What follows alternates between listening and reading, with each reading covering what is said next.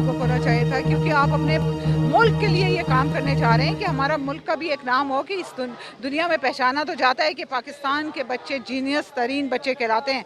आप चाहे कुछ भी कर लें, इनसे चैलेंज कोई नहीं कर सकता, लेकिन इनके लिए जो एक सिस्टम है वो हमें अब नहीं नज़र आ रहा। वो हुकूमत की ज़िम्मेदारी बनती है, सूबाई हुकूमत की भी बनती है कि वो हमारे बच्चों के लिए तालीम का निज़ाम जो है वो बेहतर तरीके। प्राइवेट स्कूल माफिया के ख़िलाफ़ तो आप हैं, सरकारी स्कूलों की बेहतरी के लिए आप क्या पैगाम देना चाहती हैं? लेकिन जी सच्ची बात है कि किसी ज़माने में क्या सरकारी स्कूल होते थे, बाकायदा एक ग्राउंड होता था, प्रे की जाती थी, तराना किया जाता था, वो सिस्टम ही और था। मैं तो उस चीज़ों को तरस गई हूँ। अल्लाह करे कि वापस आएँ और इन हुकूमत को हम हाथ जोड़ के कहते हैं कि खुदारा गवर्नमेंट स्कूलों की तालीम को बहाल करें, और ये जो आपने सिफारशी असातिज़ा रखे हैं जिनकी अपनी डिग्रियों का नहीं पता कि ये कहाँ से लेकर आए हैं, आप इनको फारिग करें, और पढ़े लिखे बच्चे जो जॉबलेस हैं उनको जॉब दें, और यकीन करें कि आपकी यही स्कूल प्राइवेट स्कूलों को भी एक घर में एक माँ बाप के अंडर में बच्चे एक जैसे नहीं होते, तो हुकूमत में भी अच्छे बुरे सभी हैं।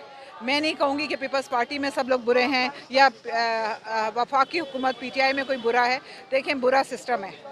अगर आप कानून की बात नहीं लाएंगे, कानून को बहाल नहीं करेंगे, सिस्टम आपका इसी तरह होता जाएगा और हम सारी ज़िंदगी एक दूसरे पे ब्लेम करते रहेंगे कि वो गलत हैं, वो सही हैं। तो ये चीज़ ख़त्म होनी चाहिए। कानून को बहाल करें, इतना स्ट्रॉन्ग होना चाहिए कि अगर माँ बाप एक एप्लीकेशन दें कि हमारा बच्चा ख़तरे में है या उसकी तालीम सही नहीं दी जा रही है, तो फ़ौरन उस पर अमल किया जाए। हमें रोडों पर नहीं आना चाहिए, हमें ये जल्द से नहीं निकालने चाहिए और ये एहतजाज नहीं होना चाहिए था। अगर हमारा कानून जो है वो आज बहाल। बिल्कुल आपके साथ हूँ। अगर आपने बदलना है निज़ाम तो अपनी सोच बदलें, ताकि हमारी जो तरबियत है बच्चों की वो सही हो। पाकिस्तान है तो हम हैं, हमारी इज़्ज़त है। पाकिस्तान है तो हम सब लोग आगे तरक्की कर सकते हैं। अगर पाकिस्तान के लिए आप उसकी बुनियादों को खोखला करने पे लगे हुए हैं तो फिर हम में से कोई भी नहीं बचेगा। पाकिस्तान वालिदैन को थ्रेट करते हैं कि अगर आपने अपने बच्चे को पढ़ाना है तो आप ठीक है, नहीं पढ़ाना तो आप निकाल लें।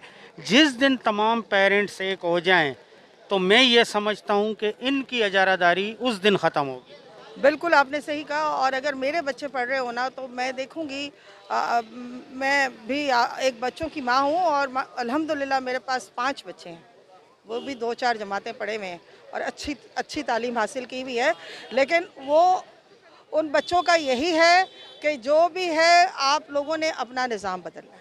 आप नहीं देखें, मेरा नाम नदीम मिर्ज़ा है। मैं स्टूडेंट पेरेंट्स फेडरेशन का मरकज़ी चेयरमैन हूँ। हमने ये वालिदैन के मसाइल देखते हुए, ये 5 करोड़ वालिदैन के मसाइल हैं। 7.5 करोड़ बच्चा स्कूल जाता है, जिसमें से 2.5 करोड़ बच्चा प्राइवेट स्कूल जाता है। इनकी ब्लैकमेलिंग की इतनी हद हो गई है कि ये बंद स्कूलों के पैसे मांग रहे हैं और बच्चों को ऑनलाइन क्लासेस के नाम पर धोखा दे रहे हैं। वो कह रहे हैं 2 महीने 3 महीने जो बाकी बचे हैं इसमें हम कोर्स कंप्लीट करा देंगे। ये मुमकिन नहीं है। ये साल बच्चों का ज़ाया हो चुका है। हम मार्च टू मार्च कोई फीस नहीं देंगे और हम सुप्रीम कोर्ट में भी जाएंगे और मुजाहरे भी करेंगे। सर ये जो हमारा जो एजुकेशन बोर्ड है, गवर्नमेंट बोर्ड है, सर आप समझते हैं कि ये हमारे साथ कोऑपरेट करते हैं? मतलब नहीं, बिल्कुल नहीं करते। ये मिले हुए हैं। आप देखें, अरीबा की डेथ हो गई, 1.5 घंटे में मालिक को छोड़ दिया और कहा कि ये जमानत कैसे जमानत होगी 1.5 घंटे के अंदर? कौन से कोर्ट में उसको पेश किया गया? और वो बच्ची का जो है खून नाहक हो गया, रायगा चला गया। यही प्रेस क्लब है जहाँ पर सिंध के जितने उस्ताद हैं वो अपनी डिमांडें करने आए थे, अपनी सैलरी के तनख्वाह के। पहले स्कूल तो जाएं वो लोग पढ़ाने के लिए, फिर डिमांड करें। क्या समझते हैं वो इस काबिल थे? वो बिल्कुल नहीं है। 8 करोड़ रुपए जो है निसार, 8 अरब रुपए 25A के तहत फ्री एजुकेशन जो देनी थी उसके तहत 8 अरब रुपए निसार खोड़ो खा गया और 1 रुपया खर्च नहीं किया। एक किताब अंग्रेजी में छपा दी, उसकी उर्दू और ये 25A के तहत 18वीं तरमीम में ये तय है कि 5 साल से 16 साल तक के बच्चे को हुकूमत पाकिस्तान पढ़ाएगी। हमारी कहूँ कि मैं इस वक्त सिंध के सबसे बड़े जंगल कराची में खड़ा हूँ, क्योंकि जो कानून शहरों में होता है वो यहाँ लागू नहीं है। तो मतलब अगर मैं ये कहता हूँ कि ये जंगल है तो क्या ये गलत है या सही है? देखें, कराची जंगल है और हर आदमी यहाँ पर प्रॉफिट मेकिंग कर रहा है, पैसे कमा रहा है और हम ये प्राइवेट स्कूल माफिया को पैसे नहीं कमाने देंगे, चाहे हमें इसके लिए कुछ भी करना पड़े। अच्छा सर, आखिरी सवाल आपसे करूंगा, आपकी अपनी राय है कि ये एजुकेशन जो सिस्टम में जो फर्क आया हुआ, सरकारी स्कूल और हाई स्कूल और मिडिल क्लास स्कूल, ये सब निज़ाम इक्वल होना चाहिए या नहीं? अगर ये सब कुछ नहीं होगा तो ये स्कूल माफिया जो है, जो छोटा स्कूल भी 20-20 करोड़ रुपए सालाना कमा रहा है, मेरे पास स्टेटिक्स मौजूद हैं, तो ये सरकारी स्कूलों की हालत ज़ार इनको दुरुस्त करनी पड़ेगी। सर एक सवाल मेरा है, आप 40 साल पहले चले जाएं, हम भी सरकारी स्कूलों से पढ़े और बड़े बड़े नाम जो हैं सरकारी स्कूल के, तो उस वक्त स्कूलों में भाई पढ़ाई होती थी, टीचर्स प्राइमरी टीचर्स को प्राइमरी की स्पेलिंग आती थी, सेकेंडरी टीचर को सेकेंडरी की स्पेलिंग आती थी। अगर आप पढ़े लिखे लोग भर्ती नहीं करेंगे और वो लोग भर्ती करेंगे कि जो सिफारिश पर होंगे, तो जो 88 के। मेरा नाम ताहिर खान है और मैं एक प्लेटफॉर्म ग्रीन पाकिस्तान फाउंडेशन से मेरा ताल्लुक़ है।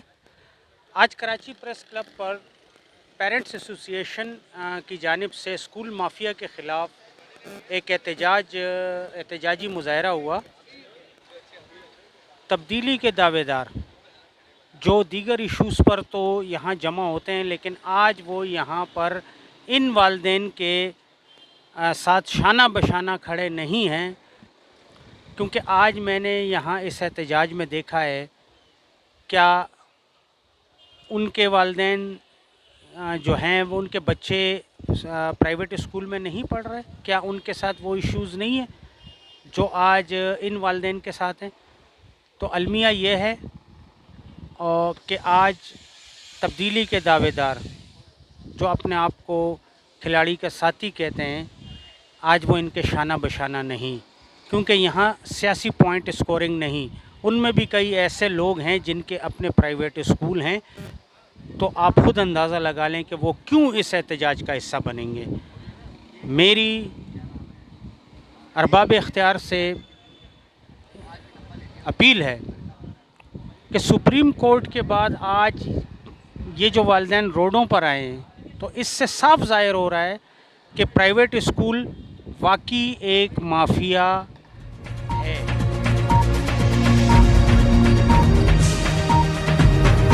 बदलना है निज़ाम तो सोच बदलें।